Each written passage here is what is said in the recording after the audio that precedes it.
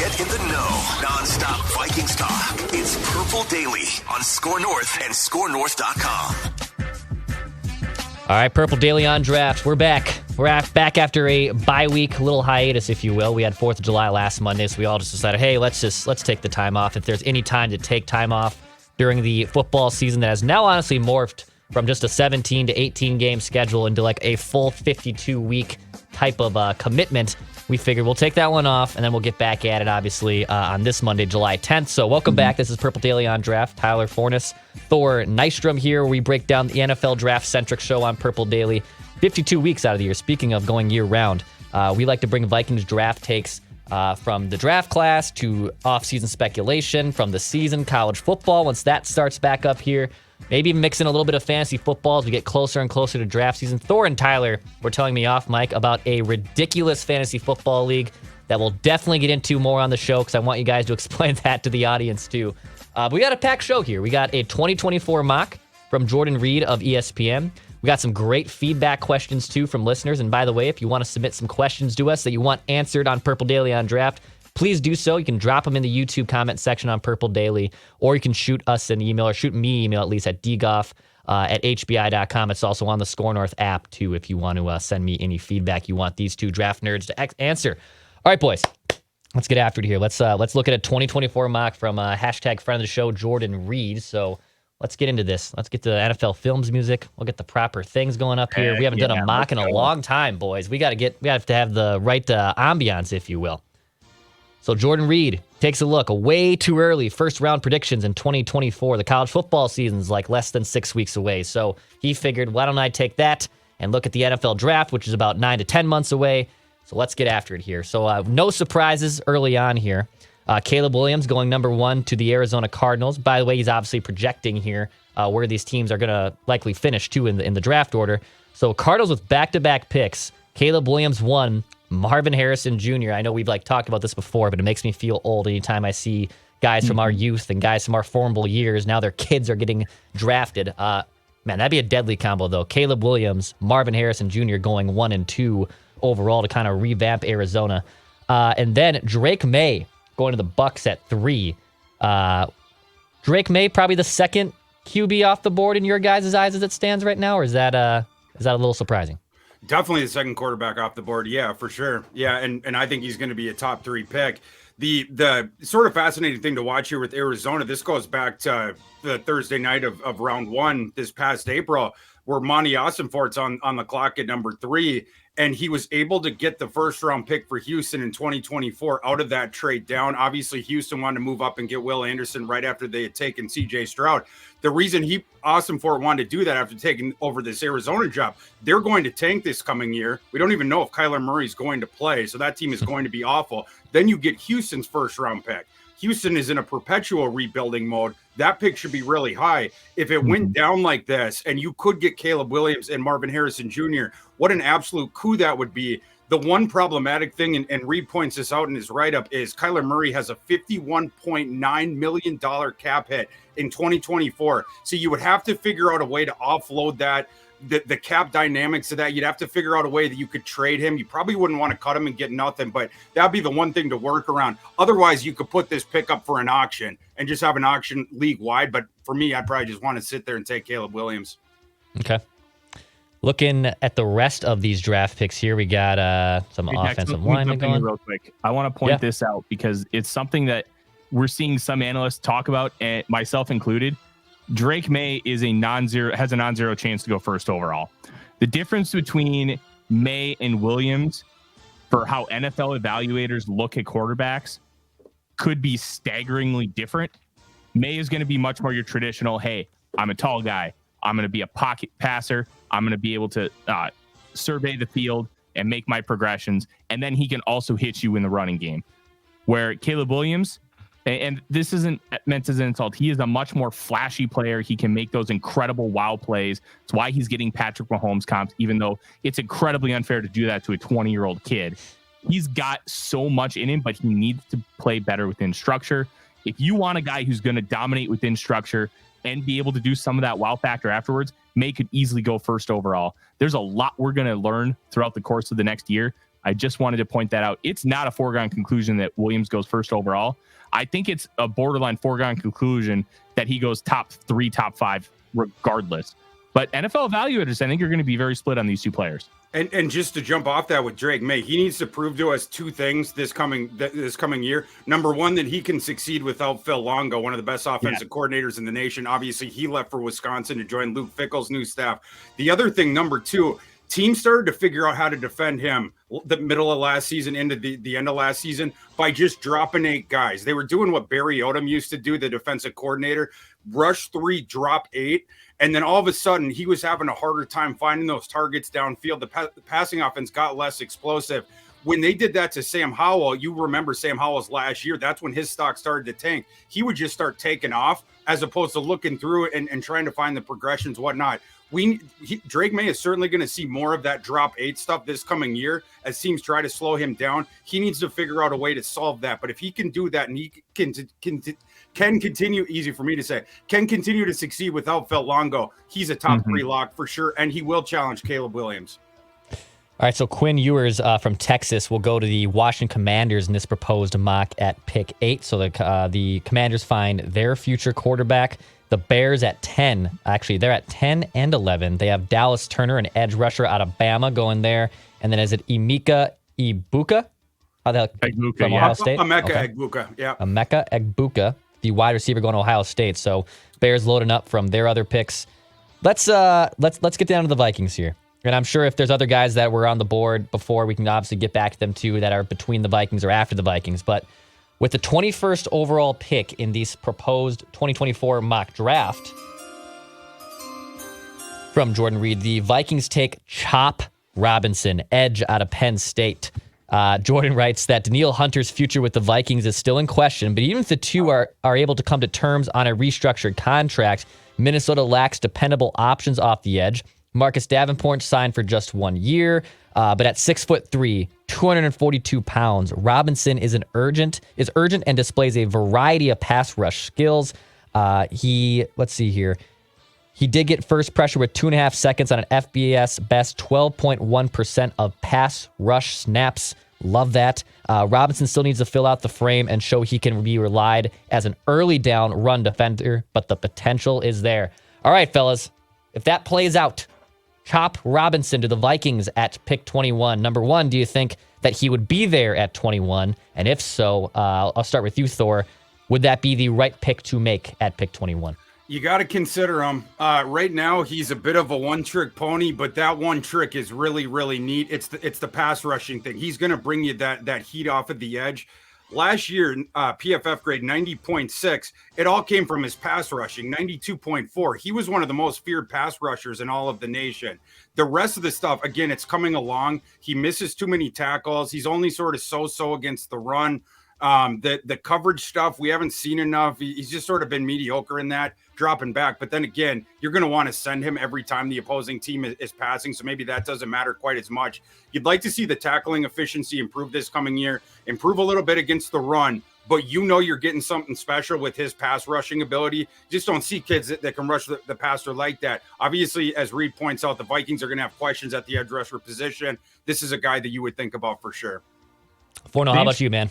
The interesting thing here about Robinson is the fact that he didn't have any sacks last year, and there are going to be a lot of people point to that. Well, I'll say two things. One, Danielle Hunter had 4.5 sacks at LSU. He turned out pretty good. Obviously, that's a little bit of an anomaly, but you can at least draw some comparisons. It's not all about sacks. It's about impacting the quarterback in the pocket. That was something that Chop Robinson did incredibly well. And Thor, correct me if I'm wrong, but I don't think Chop Robinson started a game last year for Penn State. Is that right? Yeah, it's a little bit of the Lucas Van Ness plan. And some of those teams in the Big Ten that have those coaching staffs that have been around for a while, they want to do that thing of the rotation and they let the veteran kids that have stuck around, they let them have the starting spots and the younger kid has to come in. Obviously, Chop Robinson, more the situational pass rusher, hopefully being on the field a little bit more this coming year. We're hoping we're going to get to see him a little bit more against the run. But I totally agree with what Forno is saying. When you're looking at the pass rushing utility of a player on the field, just statistically, the more important thing than the sack, it's the pressure rate and different stuff like that. I thought Jordan did a really good job of pointing that out in the column. Obviously, the PFF stats dig more into that. it can just be fluky as far as the sack number. And Forno pointing that out with Danielle Hunter is a really good point, because it was one of the big things that Danielle Hunter got nicked for coming out. Obviously, it didn't end up being a problem. His pressure rate was way higher than the aggregate sack number, which can be influenced by all sort of fluky things. Yeah, and one thing that Reid mentioned in his write-up is within 2.5 seconds, which is the average time to throw for a quarterback, he was able to get pressure on an FBS leading 12.1% of reps. So basically 1 out of every 8 pass rush reps, he's getting pressure on the quarterback within 2.5 seconds, that tight window. That's really impressive for a young guy who I believe was only a true sophomore last year. This is a massive upside swing, and I would not be shocked if you see Chop Robinson as edge 1 or edge 2 in this class. He's going to have to fight with Jared Verse of Florida State, who probably would have gone top 10, top 15 in this draft, but he chose to return because Florida State has an honest-to-God shot at making a run for a national title. This is a very intriguing edge class, and those two are going to probably lead the pack. Okay, so looking at the picks after the Vikings at 21 with Chop Robinson, so you have Chris Jenkins, defensive tackle out of Michigan, going to the Chargers with pick 22. Cameron, is it Kenchis out of Miami, the safety, going to the Packers? Yeah. Cooper Beebe, the guard out of Kansas State. Is he related to Chad Beebe? Is he part of the Don Beebe, Chad Beebe lineage there? I don't think so. He's as big as 2 Beebes put together, if that lineage. But looking at the rest of this draft, though, there is no quarterbacks going after the Vikings, and I believe even after, is it Quinn Ewers is the last one taken in this draft. So, I mean, 3 in the top 10, don't get me wrong, that's pretty impressive. But do you see a situation like that playing out where it's only 3 quarterbacks going in the first round of next year's draft, where you would probably see maybe a little bit more move up there as the college football season plays out? There's a lot of question marks at the quarterback position. And going into last year, it was Bryce Young, CJ Stroud, and about 10 guys who had something to prove. And they were all different experience levels and talents, but they all needed to show something. And the one who showed the most was Anthony Richardson. Will Levis showed a decent amount, but he had a lot of struggles that were really outside of his control. And then you had just other guys who there were just question marks. We didn't know what we would see from them moving forward. And I think this class, and you start with Quinn Ewers, has a lot of that. Ewers was a perfect recruit. 1,000 across the board, 24/7 source composite. I think he's like the second or third highest ranked prospect of all time. And he got a lot of comparisons to Mahomes. They called him Mullet Mahomes because he was just able to do so many wild throws off platform and just make just these incredible plays.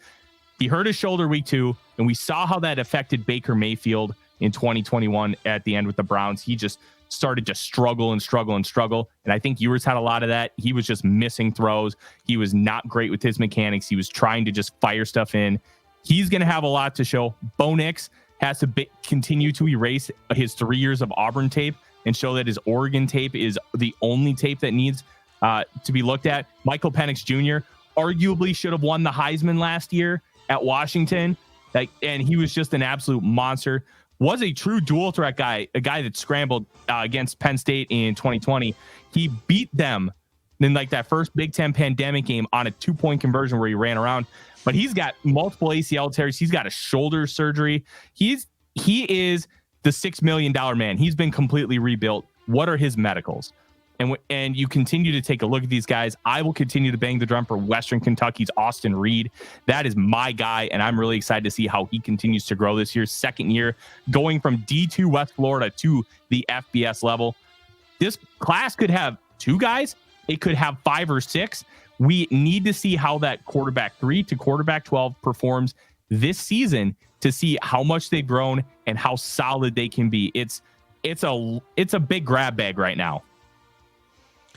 Yeah, I'm really excited to watch this college football season just to see the same things that play out there where the quarterbacks kind of start to show up a little bit more. And as we get closer to mock season, guys' stock starts to fall and rise, especially at the combine and whatnot and pro days. So we'll see if only 3 go. But let me get back to this draft here in just a second. With obviously them going with Chop Robinson, the edge, would you guys say, at least as it stands now, because injuries still have to play out maybe in the 2023 season, is edge probably priority 1 for the Vikings? I know quarterback will be a big one if Kirk is gone here, But I guess, what are the 3 draft needs, Thor, that you look at the Vikings, if they're starting to game plan for the 2024 draft, what are the 3 positions, at least in your mind, that probably come firsthand there? Well, they're probably going to have to fix the cornerback room if that's not addressed. But then again, I mean, they put a lot of draft equity to that in recent years, but not the first round pick. And if, they're in a position to take a guy that projects to be a shutdown outside guy, I think that would have to be in consideration too. Obviously, in interior defensive line, that could be another one. There's some question marks there. First round, you're not going to be thinking about a linebacker, but I think that's a day 2 thing. Jordan Hicks going to be walking out the door. So someone that you can play next to your other young linebacker that flies around would be a little bit later on. But yeah, I think those are the priority positions. And then potentially running back, but again, not first round. That'd probably be more later, day 2, maybe early day 3. Okay. Yeah, this is, I think edge is probably the one thing you can always also load up on. Cornerback room, you'll see which ones emerge, right? I mean, that's the goal with the Andrew Booth and the Caleb Evans and whatnot, is which one of those guys emerges with Byron Murphy Jr. most likely too. And then which guys you have to kind of go back to the well. I know Vikings fans just hate the idea of drafting another corner, draft another corner, because they're just so sick of it over the last 10 years. But with the way the NFL is and quarterbacks attacking them like crazy, wouldn't shock me at all. Forno, any other draft needs that you look at the Vikings that would be a day 1 need for them in 2024?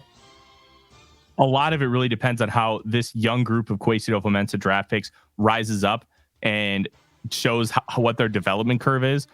Are we going to see the Andrew Booth Jr. that we thought could have been a top 15 pick if it weren't for the sports hernia injury? Are we going to see a Caleb Evans really build upon last year? Like, there's so many question marks with those guys. Ed Ingram's another one. How are these guys going to play? We know we have a stud wide receiver. We have 2 stud offensive tackles, and we hopefully will continue to have a stud pass rusher in Danielle Hunter. That's 4 premium positions tied up right there. I'm going to throw a little bit of a curveball here. Wide receivers probably going to have to be addressed again. I don't know if it's a round 1 thing. It's probably a day 2 thing, because you're going to have Justin Jefferson, Jordan Addison, and then a big mystery behind him. Jalen Reagor's not going to be on this team in 2024. Who knows what you're going to get from Jalen Naylor? Guys like Tristan Jackson, Malik Knowles, Brandon Powell, they're likely never going to be like above a top, like a number 4 receiver. So you need to find that third option.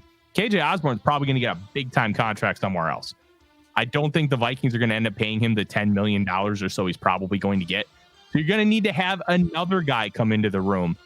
And I think that getting a guy on day 2, especially with how incredibly deep this wide receiver class is starting to look from the outset, guy like maybe Rome Odunze from Washington, if he falls, or his teammate Jalen McMillan, Emeka Egbuka, he might be the second best receiver in all of college football. He just happens to be playing with arguably the greatest wide receiver prospect potentially of all time in Marvin Harrison Jr. Like, that position, with how premium it is and how you need to be able to attack and keep space open, and how Justin Jefferson impacts the game, that could be a massive priority for this team. We'll see. We need to see how these guys step up in their first and second year with the how Kwesi Adofo-Mensah's draft classes have been.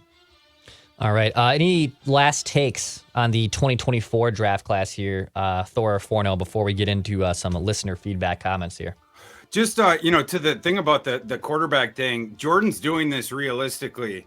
A lot of times you look at these too early mocks and you'll see like 6 or 7 quarterbacks there. I hate to give you a little bit of industry secret. That's generally because the writer doesn't know the players at the other positions very well. So he's just stocking the thing full of quarterbacks. But typically, once you get to late April, this is what it is, right? We know the 2 guys is, you're probably going to get one other guy to join them, maybe a 4th. But like, if you were to place odds on it, like right now, you'd probably say there's going to be 3 quarterbacks. And if it was going to be in Vegas, the over under you'd set is 3.5.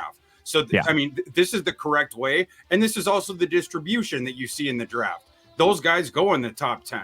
So I think Jordan did this correctly. Do we know that Quinn Ewers is going to be the guy to make the leap? No, but he certainly has the talent to, and he has the platform and the spotlight. He's going to be playing in Tuscaloosa, Alabama in week 2. And by the way, Texas right now installs a 6.5 point underdog in that game. I think Texas is going to win that game because I think Alabama is going to be only down 6.5. Only 6.5. And I'd smash Texas right now. People know, like, because Alabama, their spreads have been higher in the summer over these past couple of years. Alabama's talent level is coming down. Texas has been going up and up and up. I think Texas is going to ambush them in that game. And then from there, you see what happens. But Ewers has all kinds of weapons between Xavier Worthy. They did lose Bijan, of course, but they have two high 5 stars, the last 2 classes at running back that are going to come in, and even behind them, they have some really highly touted prospects, whatnot. They have a lot of different guys, and then Isaiah Nair, the kid from Wyoming, that they thought was going to, was going to play a big role last season. Then he hurts himself before the season, got lost for the year. He's coming back, so they have plenty of weapons there. All right, I love it. That's their 2024 draft mock from Jordan Reid. We'll obviously get into mini mocks on this podcast of Purple Daily on draft throughout the year, but figured to be a fun one to start with there, with Chop Robinson going to the Vikings at pick 21. All right, boys, let's get into some feedback options here from the YouTube comments section. I want to start with this one from Richard on the YouTube page. He says, why have the Vikings gone a little on the thin side when it comes to the middle linebacker position depth? We all want to see Brian Asamoah succeed, and all indications are he's looking like he's going to be a pretty solid player for the Vikings. But with Jordan Hicks, the only semi-proven player, that's concerning to me. Do you think we may hit the free agent market or a trade before the season to get a additional middle linebacker help? I guess, how do you guys view drafting middle linebackers? I mean, it's not as sexy as it used to be, I feel like, with the Brian Urlachers of my generation and the Taylors of the Dolphins. How do you guys view drafting linebackers? Do you try to stay away from them early? Do you like, if they have obviously the pedigree and all the RAS score, is it worth taking them in the first round? I guess, Forno, how do you kind of look at an analyzing linebacker and how it relates to the draft in the Vikings? How do they impact you in the passing game? How are they at getting sideline to sideline? Those are the most important things, because honestly, middle linebacker, you could argue, is the least important position on the defensive side of the football. They're not asked to do the same things. And like, if you remember Brian Urlacher, one of the last like truly great inside linebackers of our generation, what he was a former safety, and what he was able to do, he could dominate at the line of scrimmage. He could win in coverage. He could do all of these different things.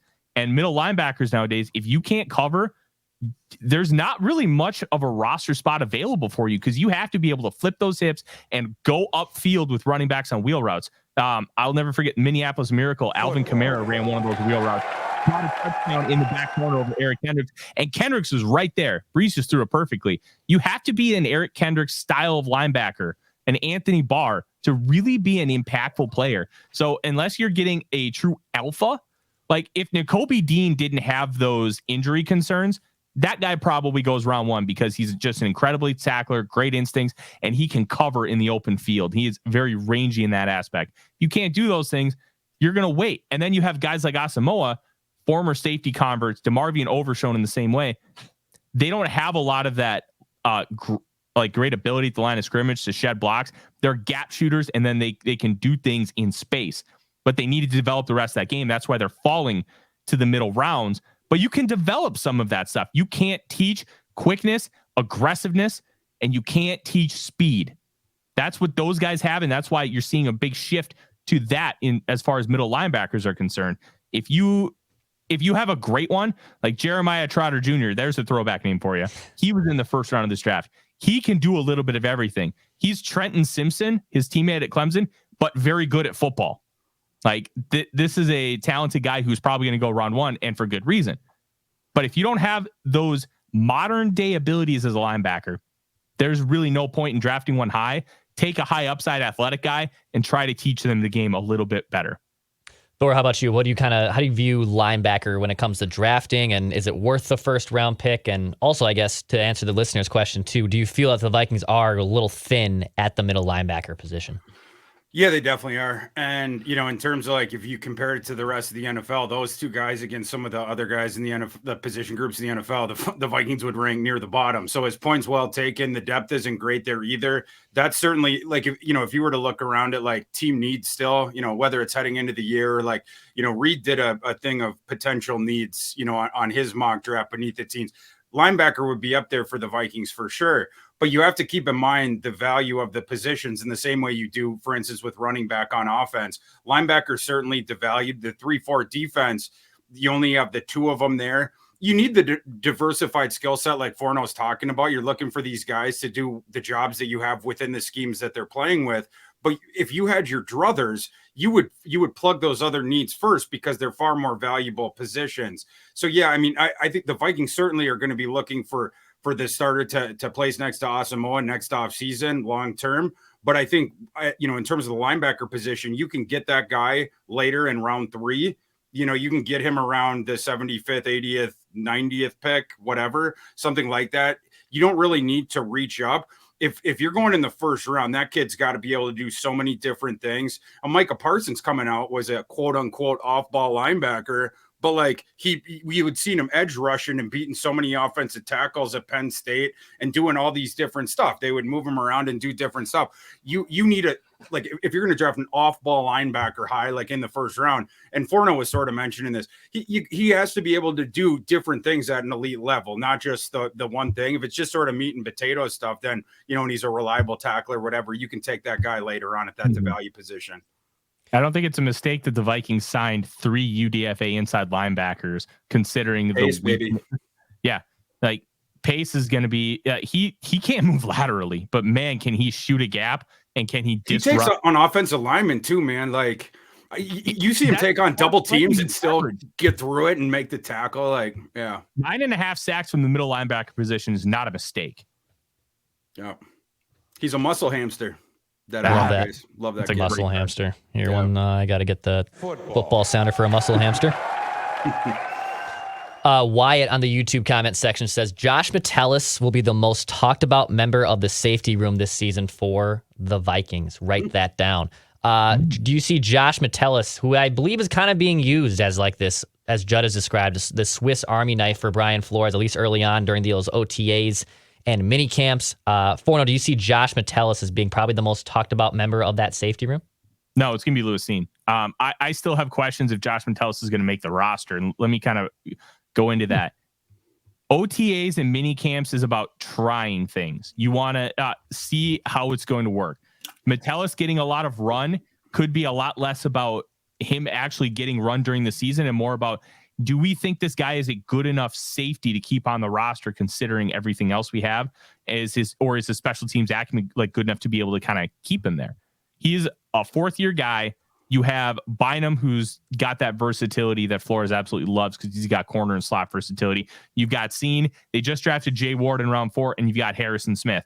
Where does Metellus fit into that safety room? I have real questions about it. Now, if the OTA stuff is a precursor, which is kind of what Judd is thinking, to what they're actually going to run during the season, then he's right, because he's a physical enough guy to be good enough at occupying blockers as like a quote unquote linebacker, but he's still got actual range as a safety and can do a lot of different things and be a chess piece on the back end. I'm just not convinced he's going to make the roster considering how the safety room is currently constructed, unless they choose to keep all 5. Thor, how about you? Do you think Josh Metellus is kind of in that same vein as well? I guess I like him more than Forno. I do think he's going to make the roster. I don't know if I go as far as the other gentleman though. So I'd probably be somewhere in between. I think Metellus is a little bit underrated. When you saw the field last year, and it wasn't in sort of a delineated role, some of it had to do with injuries or coming in, and situationally whatnot. He played really well. He was one of the Vikings' highest graded defenders. I mean, you have to give the sample size caveat, obviously, and different stuff like that, but he was reliable as a safety. And then the other thing, and Forno brought this up, he plays on so many different special teams units. You look over the last 3 years since he's been here, 953 snaps on special teams. And on all of them, the kick return, kick coverage, punt return, punt coverage, field goal block, like you release that guy, then you have to fill all those spots too. He's proven his chops there. Not to go back to our boy Chop. And then also he's showing the reliability with the safety thing. I don't know if, in terms of like, oh, he's going to become this chess piece for Brian Flores, whatnot. I'm not sure about that. But the one thing that he does have going for him is everyone with Flores coming in, they all get this slates wiped clean. It's not like the past performance is going to carry any weight as far as Flores' decision. He's evaluating all these guys new. And so Metellus coming in, it's not like there's going to be like some sort of, seniority thing or like whatever. If Metellus is better than Seen, or if Metellus is better than Bynum or whatever, like Flores is going to make those calls, right? It's not going to matter what the draft position or what happened last year, the year before. So at least he has that going for him, and he also has the special team stuff going for him. I have another piece of listener feedback here from one of our hits, one of our great conversations from a year ago, especially with Forno when he would come on, write that down and whatnot and advocating. Malik Willis in Tennessee. So I believe there was a report that Malik Willis outperformed Will Levis during some offseason drills this season, but Malik roster spot isn't guaranteed even with the new rule. I'd love to, by Jim Wyatt, the Titans reporter, wanted to give proper credit there. So let's say Malik Willis does get cut here and doesn't make the roster, whether that's soon or whether that's maybe towards like the last round and whatnot. Forno, is that still someone the Vikings should take a chance on? I guess. What do you kind of view that point of if he gets cut by the Titans, should the Vikings make the phone call and pick him up and maybe claim him as a practice squad member at the very least? I'll say this much, and I think everybody in the world knows that Thor and I were the two literal highest people in the entire draft industry on Malik Willis. So this is going to come from the perspective of I have a lot of belief and faith in Malik Willis. The answer is absolutely yes. If you believe that he can be anything as a quarterback in the National Football League, you go grab him and you see what you can do. And you know what? If it costs you $200,000 on the practice squad to give that guy a run in your room, considering how awful of a situation he was put in Tennessee, where the GM drafted him, the head coach didn't want him, he was not put in positions to be successful. That offensive line was abysmal. The receiving corps was arguably worse. He was not in a great situation, and it showed when he got extensive run with that Titans team. If you think he can be anything, you take the swing. You never know what's going to happen. And you know what? If you don't believe him, I get not taking the swing. That's fine. A lot of it's going to come back to what was your draft evaluation on him, and do you believe that you can get that out of him? And if the Vikings believe they can, they absolutely should. Should they take the swing on Malik Willis there, Thor? What do you kind of look at it? Well, first of all, I would say he's not going to get released. I don't believe those reports. I think if nothing else, it would be a low ball trade if they really felt like they had to get him off the roster or whatever. I don't really understand it though, because keeping the three quarterbacks, you can do that. Not only do I think Malik Willis is a better prospect than Will Levis, like long term, he's also objectively, by anyone watching the practices right now, further along and better right now in the moment. So I don't know why you're going to try to rush Will Levis to be Tannehill's backup right away when he clearly isn't ready, especially when the book on Malik Willis, even from those who were the highest on him, like Forno's mentioning, we were even saying the first year is a wash. Like he needs to sit back there, watch and learn, because he had come from this playground style offense under Hugh Freeze at Liberty. And played behind this scatter shot offensive line and different stuff like this. The physical tools were the thing that were elite. You had to teach him some of this other different stuff, right? Of going across the field, the progressions, different stuff like that. We knew that it was going to take the 1 year learning thing, and to jump out on Malik Willis because the couple games that he played, his wide receiving core was Nick Westbrook-Akina and Cody Hollister, and he was playing behind this offensive line that was this MASH unit. It doesn't make any sense at all. Look at your own scouting reports on the kid when he was coming into the building. If I was any other GM in the NFL that didn't have a long-term quarterback like situation inside my building, I would be sending in low ball offers every single day for Malik Willis. And that goes for you, Kwesi. Like, would a 6th round pick get it done right now? Because that's done. What, 5th? Like, I mean, what would it take right now to get that done? That's a ball of clay that you absolutely want to work with. You're talking about a kid that runs a 4.4 that can throw the ball 80 yards downfield and has shown all kinds of playmaking chops during his career, single-handedly led upsets over top-tier Power 5 programs, Virginia Tech being one of them. There were several of these games. The only reason they were winning was because of Malik Willis. That was a situation he was in college. Again, you have to work with him, get him into the NFL system, but now he's had that year. You're already hearing the reports of the head and shoulders improvement year over year. We knew that was going to be the case. That's what we talked about his entire process. You're seeing it. It's happening right in front of your eyes. If the Titans want to pull the plug, and the reason they would, it's because it's a new administration. That, the new GM, he's the one that took Levis. He obviously has his own plans for different stuff, whatnot. Maybe he was a bit lower on Malik Willis or whatever. And maybe they got blinders on to the improvement that they see and whatnot. if that's going to be the case, and they've already sort of moved on mentally from him, from the moment they turned in that Will Levis card, I would lowball the crap out of them. And maybe if you're a team like the Vikings, maybe you run into one where all of a sudden you find your long-term quarterback solution. And if not, it's what the price tag of a sixth or fifth round pick. If they're already talking about cutting him, even I don't think that's a realistic possibility. Certainly they would at least listen to an offer like that. That's what I would want to get to the bottom of if I was one of these other teams out there. Turn my mic on here. Forno, I want to run a situation by you. This is this is in like Batman Dark Knight. You are Batman, and I have told you, I literally had to write this down. I had told you that Malik Willis is Rachel. You have to either go save Rachel or Jaron Hall is Harvey Dent. Which one are you saving? And i.e., which one becomes the better NFL starting quarterback in your mind? Malik Willis or Jaron Hall? Two guys that you absolutely loved. Pick one. This is workplace harassment. I don't appreciate it. Look, this is an easy one, Forno. You know the answer. I'm being bullied. I need to speak to HR, and HR is probably Judd, and he's just going to encourage it. So what are we doing here? Honestly, if I had to pick one guy who I think has the most upside, it's Malik Willis. I think the safer bet is probably Jaron Hall in this offense. Like as a Viking specific answer, because of what he ran at BYU and how similar it is to what Kevin O'Connell likes to run. Man, that's tough and that's evil, and I don't appreciate it.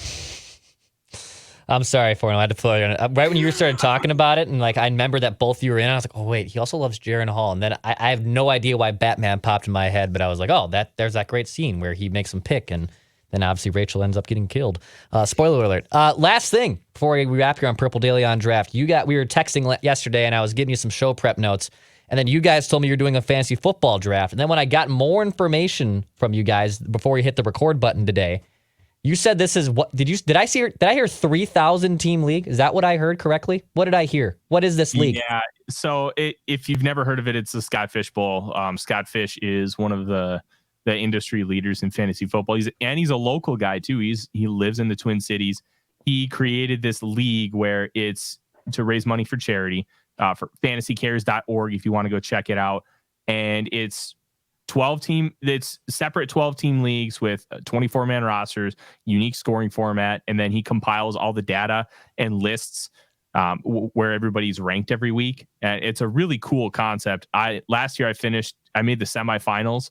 I finished in the top 500 because he does like a playoff structure after that. And it's really cool. We did a live draft yesterday.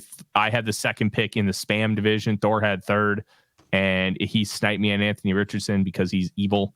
But we won't dive too deep into that. It's a really cool thing. If you've never heard of it or seen it, I highly recommend you go check it out. Scott's just one of the nicest guys in the entire industry. Awesome. Well, yeah, that's pretty incredible. And if anyone also wants to hear us talk more fantasy football stuff on this show, we will gladly do so. That's one element we haven't really talked about on Purple Daily. Mackie, Judd, and myself have retired, if you will. Well, I think Mackie still plays a little fantasy football. I know Judd retired. I retired, but I still have an Andrew Luck, a couple good prime seasons I think left in me if I want to come out of retirement here, as long as my offensive line doesn't get me killed. Funny enough, Ryan Grigson is now running the Vikings, or at least helping Kwesi run the Vikings, so that's also hilarious. But if you want us to talk fantasy football on Purple Daily on Draft, hit us up. We'll gladly talk about that as well. We're live every Monday at 3 o'clock on the Purple Daily YouTube channel and on your podcast feed, Apple, Spotify, ScoreNorth.com. Hit that subscribe button for daily Vikings entertainment, where we want to see the Vikings win a Super Bowl before we die.